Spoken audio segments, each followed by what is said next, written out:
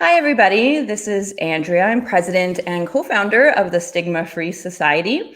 And I just want to welcome you here today to our fundraiser online, our marathon, where we interview amazing guests, experts, and people with lived experience of mental illness or other stigmas. So today we have a very special guest, somebody who has their own podcast, is a mental health advocate, is a rancher, is somebody who has done a lot of work in the area of mental health. And this is Jason Medows. How are you doing today, Jason? Thanks for being on our marathon fundraiser today. Of course. Thanks for having me. I am very appreciative, very grateful to be here. I love what you guys do. It's such a cool thing and very needed thing. And there's always room for more growth in this space. Nice.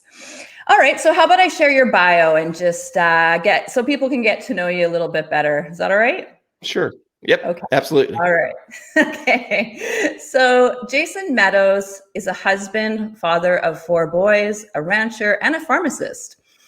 So he is also the host of the podcast Egg State of Mind, which I was interviewed for, and I really appreciated that. I hope it's coming out soon. Mm-hmm. Your podcast is awesome, and I've listened to a number of episodes. It really focuses on combating the mental health crisis in the agricultural communities and delving into the topics that we really need to talk about. Jason lives in Crawford County, Missouri, and operates a 120 head cow-calf operation. How amazing is that? I don't think anyone can say that. He also works full-time as a pharmacist at a regional hospital. He loves riding horses, hiking, running, football, the mountains, and the beach.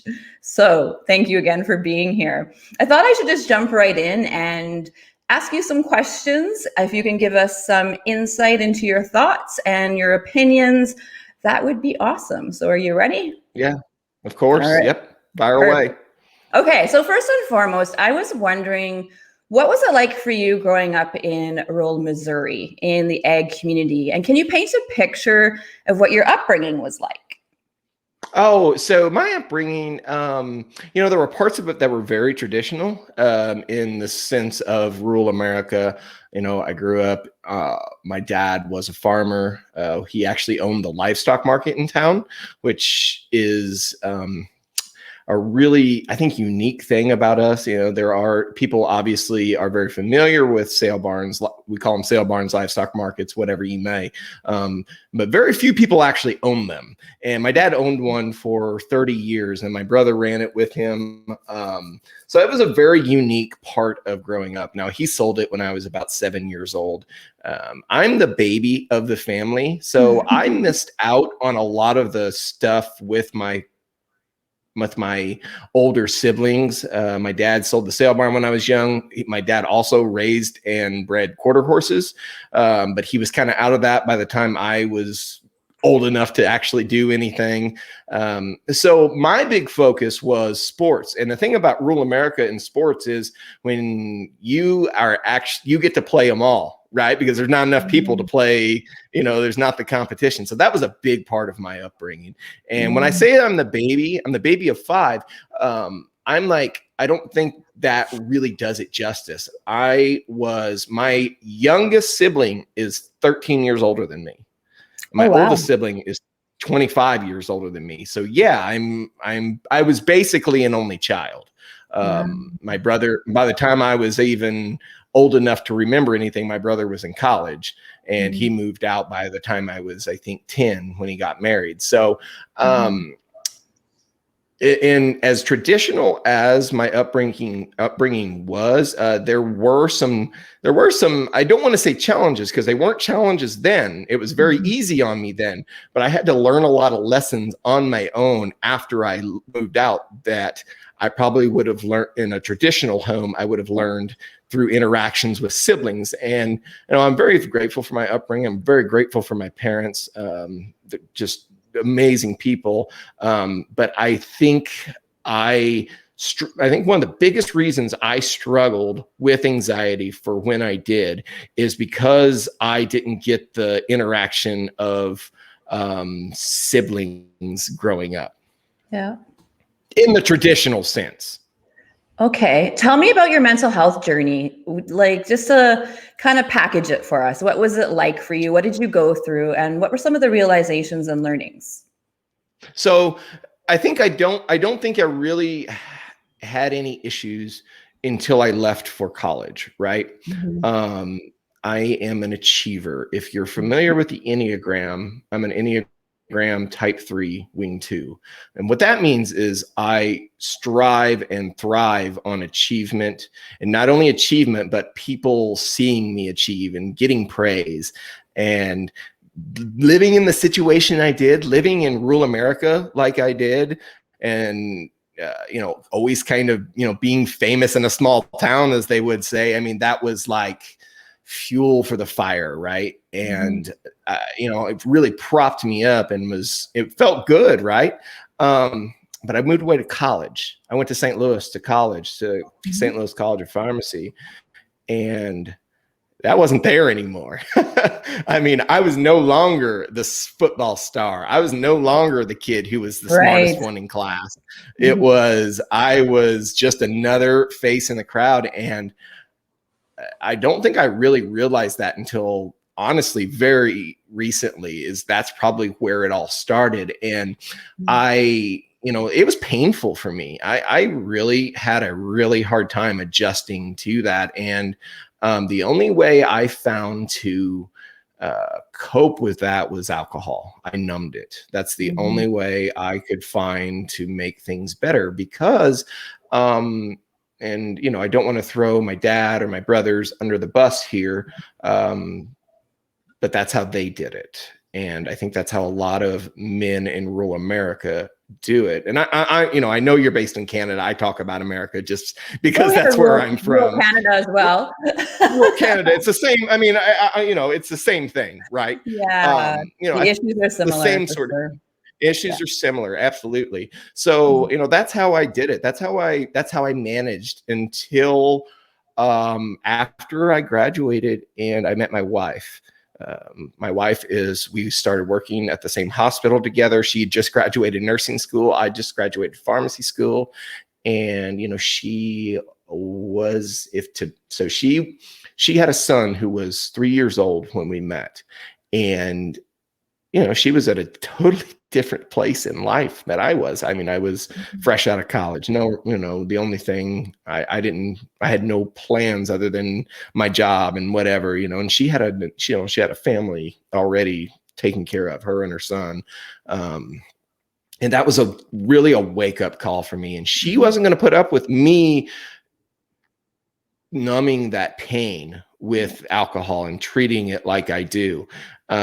So that was great. That's a great thing that she did that for me. But it was a hard transition, because, you know, even though that the alcohol wasn't helpful, it was hurtful. It's still, I now had to like face the pain head on, of the Mhm. anxiety of determining my self-worth. I think that's the biggest thing I've always struggled with, is my self-worth. And, you know, I just, I can't say like there was a moment where, oh man, I've got to get better, but it was a gradual thing Yeah. I, where I, I saw potentially, I mean, that this was never discussed, but I think I came to the realization that my marriage was probably going to end one Mm. day if I didn't get my crap together, and I didn't get a hold on this, and I didn't take self-ownership of the issues that I was having. And, it went through a number of different avenues to make this better. I saw counselors for a while. That helped. It helped for a while, but then I felt like I needed something different. And that's when I started exercising more. And Mhm. I'll tell everybody, exercise, when I started exercising more and making it a very normal and repetitive thing of my morning routine, I think really that's when it all changed for me. And I was able to, just feel better, get things out of my head. Yeah. And Right. then, So through that healing, you've started sharing your story. I really want to hear how that came to be. Okay. So it was 2019, July of 2019. We normally would have been done with hay season, but it was a wet summer, and then the county fair was there, so that took a week away from putting up any hay. But my wife had this business conference scheduled to go to in Dallas, which is about an 8-hour drive from us, and we decided we were going to take the weekend and do that. But there was still hay to be put up. Well, he was 14 at the time, Levi. He was going to help my dad, who was 83 or 4 at the time. I can't remember. And they were going to do it. It's no big deal. They've done it before. The only difference was I was just there. And, I said, what could go wrong? Well, I get a call in Dallas in a hotel room that the baler is on fire. A bearing had caught fire in the baler, and it was too far gone. He had a fire extinguisher, but it was too far gone. And, the tractor burned up, the baler burned up. It was just neighbors came from all around. It was a big deal, a big ordeal. And, I talked to Levi over the phone and, helped him, reassure him, because he took it really hard. He thought it was his fault. Obviously it wasn't, but he was really, really hard on himself. But I helped him to see that it wasn't his fault, and not only to help him, but I could have seen my old self going back home, driving back home to Dallas from Dallas in the middle of the night. Like I said, it's about an 8-hour drive. And what good would that have done me, right? I would have just made a bad problem worse by stressing over it. And I was able to accept the terms, accept what had happened. It was over. We'll deal with it when we get home. I realized that, and I had a moment of reflection. And again, this was a business conference where Carrie was at, and I had this time alone in the hotel to think and contemplate and really reflect on how I had helped myself. And in that reflection, I'm like, if I can help myself, and if I struggle like this, there's got to be other people who struggle like this. So I would love to be able to give back to people in a way, in a form of hope, in a form of telling the stories. And that's what the podcast has been. I don't know where I got the actual idea for it being a podcast, other than just I listened to them a lot, and I said, well, let me try how to do that. And it's went really well being able to share and it's been, as much as it's helped other people, and I really think it has, it's been extremely helpful to me. And it's been an incredibly important cog in my journey. And people can access that on Spotify, right? Spotify, Apple Podcasts, Google, all over the place. You can get it anywhere. Yep. Yeah. Egg state of mind. So I was wondering as well, you are always an advocate for being open and authentic, really putting things out on the table and just sharing our stories. And why is this particularly important, would you say, in agricultural or rural communities? Do they face unique challenges that maybe their urban counterparts don't? I think so. And, agriculture, rural, there's a community around that, which the community isn't a great thing. But it can be incredibly hard to be open because there's just this stigma that you shouldn't have these problems. And if you do have these problems, you don't talk about them. And that's incredibly hard to overcome for people because, as you and I both know, the best way to overcome these problems is to talk about them. Yeah. But when you are living in a culture where that is, it's getting better, but it traditionally has been frowned upon. Man, that's a tough barrier. Yeah. That's a tough barrier to break through. For sure. And have you connected with many farmers or people in the rural communities who have reached out to you and said, hey, thank you for sharing your story. It's made a difference for me. What kind of reaction have you had? It's been overwhelmingly positive. Yeah. There's been I've met people through the podcast that have become, if I were to get married again today, there's a few guys in the pod that I've met through the podcast that would be in my wedding. I mean, that's how much of an impact it's had on not just myself, but the lives of people around me. There's a gentleman who told me that the podcast saved him. Wow. And I feel almost, I feel strange even saying that because I know, I feel that way too. It feels so Yeah. real.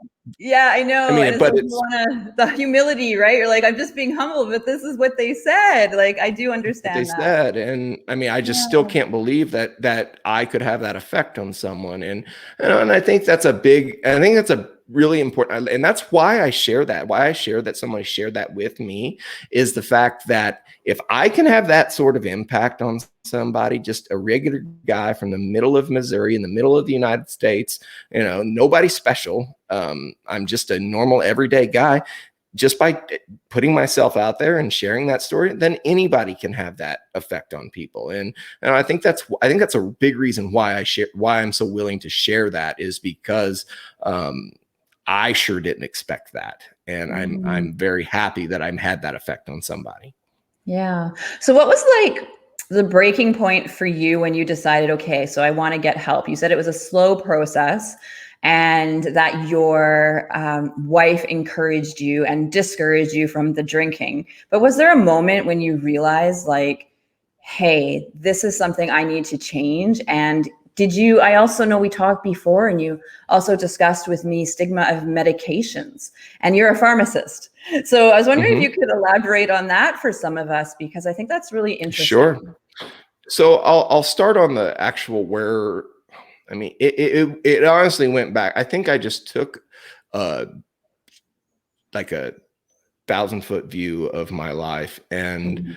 you know, I had so many things that was going right for me. So many things. I had a beautiful wife, 4 healthy kids, great job, great farm, family. All my family's still around. Everything was good, but I was just so miserable, and Mhm. I don't know why. I still to this day don't know why I was so miserable. But like, I don't know if there was any really particular point in time, but I know that's what it was. Like, everything is going so well for me, but yet I am so miserable. I said, I've got to change that. I've got to change how my outlook, how my mindset is. And you know, again, it's a slow process, but it's improved so much. And Nice. you know, I made a blog post, actually, I think it published just before we started recording here today, and I encourage Okay. everybody to check it out. It Yeah. is, you get to choose what your reaction to things are. And you Yeah. know, I know that's really hard for someone who's really struggling, you know, but you can. And if you make different choices just a little bit along the way, that you know, that accumulates. That's like, it's like interest, you know, it accumulates and is cumulative, and you can just get so much better just a little bit at a time. And you know, pretty soon it's all combines. But to go back, what you asked about medications, and I'm glad you Yeah. said that, because I've always been, and it's crazy to me, I've always been really reluctant to talk about it. And again, that's more stigma that exists around mental health and, you know, actual treating with medications, because there's nothing. I mean, if a person needs an antidepressant, a person needs the anti-anxiety, a person with bipolar needs lithium or Abilify, something like that. If they need those medications, why is that any different than them having to take lisinopril or amlodipine for their blood pressure, or Lipitor for their cholesterol? It's not. That's a part of your body that is not functioning as it is supposed to, and it is making you whole. It is making you making something that is missing within you, plugging that hole, and you know, helping you become a better part of yourself. So, you know, and Yeah. I started taking medication around 2013. I think it was after our youngest was born. Yeah. Um, because I was just having so many anger issues. And let me tell you, it's a funny thing about it, is because it doesn't really make me feel like anything, except for it just makes me feel normal. And it's hard to describe to people who don't It's go through it balance, and have. right? It's Like, yeah. yeah, exactly. I mean, it's literally what it is. It's a homeostasis of chemicals within your body that are out of whack otherwise, and you give your body the need. You know, it's supplementation, and it's necessary for some people to have those medications. It absolutely is, and I mean, there is zero shame in having it, because you know, that's what modern medicine is to do, is to help us live better lives. And best coming from you, you're a pharmacist, so you know all the names of all the medications, and two that I was on actually.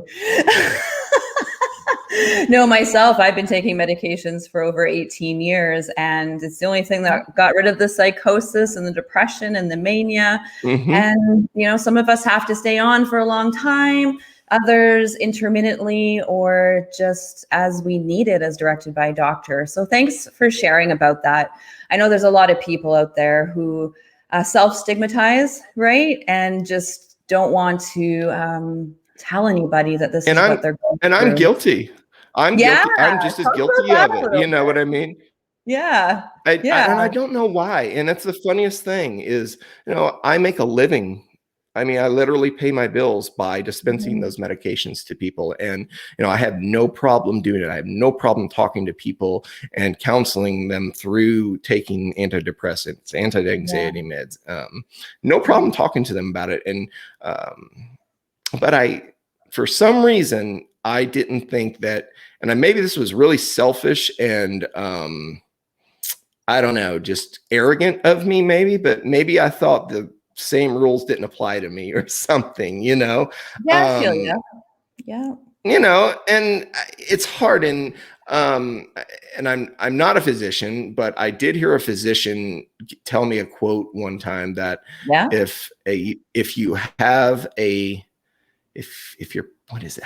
How does it go? If your patient, it's something along the lines that if you're If your treating, patient has to if do you're, it, then you have to do it, kind of thing. if you're treating a physician, then you have a fool as a patient. And then Mm, that's kind of how it is. I mean, you think all those normal rules, those rules don't apply. That's for other people to have, not you.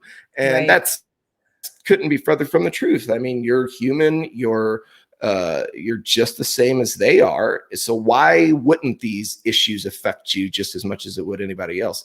The thing about mental health, uh, all the disorders that can come from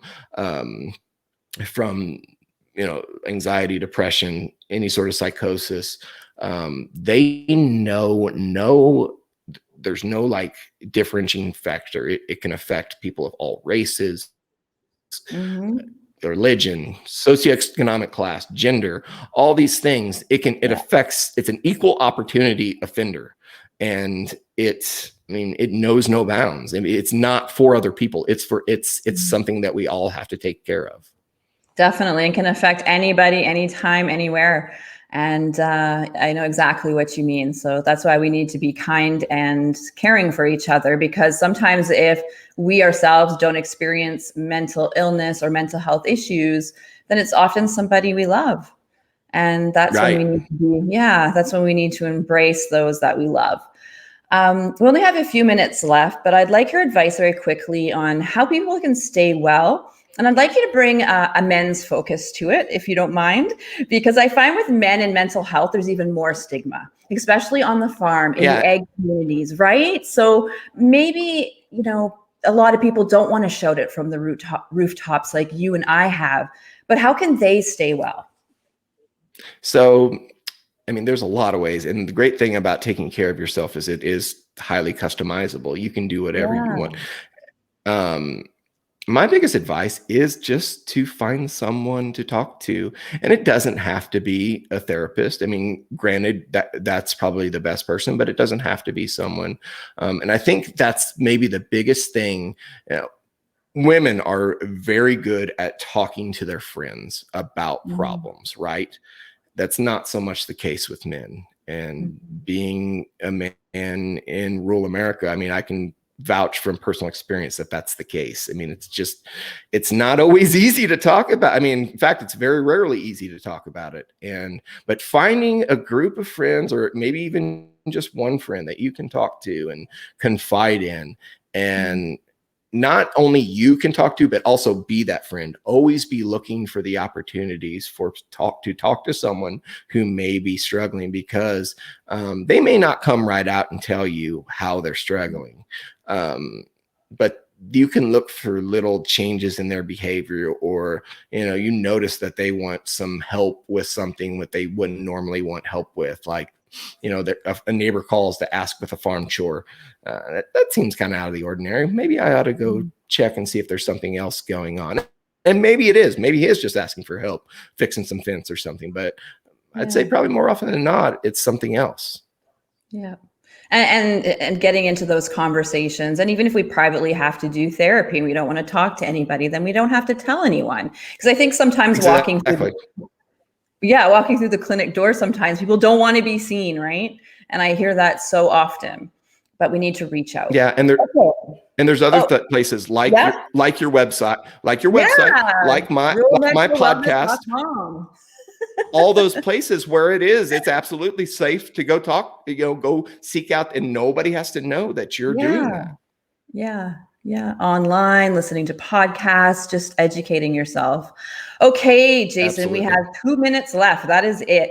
I want to hear your message for people, especially with that focus in the ag and rural communities, because that's our new toolkit. That's really a big reason why we brought you on here today, is to inspire these communities. So is there any inspiring words you have to part with? The only thing is, you matter. People, you matter no matter what. Even if you think you don't matter, you matter to somebody. And I think that's the big thing that kept me going, is knowing that I mattered to my family, knowing that I mattered to the people around me, and just seeking out that support system, whatever it may be. It can look different for all sorts of people, but finding a support system, finding people who believe in you and will cheer you on, that's key into getting better. That's all I can say is, find your people, find your community, find your tribe, because those are the people who are going to help you through the hard times. Amazing, Jason. Thank you so much. We really appreciate everybody watching right now. Thank you, Jason, for your contribution today and being on our marathon. And as well, can you state your podcast one more time and where people can find you? Sure. Ag State of Mind. You can find it wherever you find your podcast. I am active on Facebook and Instagram. I'm on Twitter, not as active on Twitter as I probably once was. That is for my own mental health as well. We can go all day talking about things where you can improve, but you can find me across social media at Ag State of Mind. Amazing. Thank you, everybody. Thank you, Jason, and have a wonderful day. We have many more spots for you, many more experts and people with lived experience. So please stay on with us. Thank you very much.